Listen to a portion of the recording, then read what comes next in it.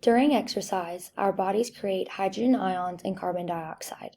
The acid then denatures the muscles and drops the pH of the body.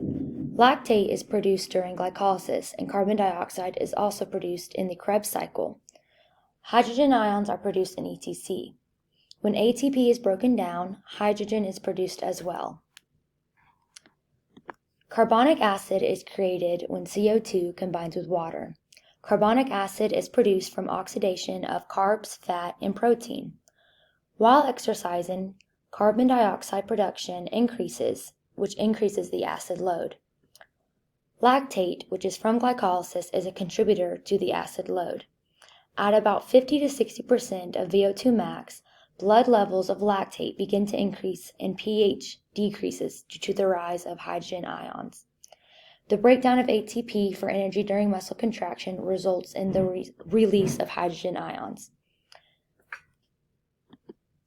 During exercise, our carotid bodies sense the change and drop in pH and signal our bodies to exhale.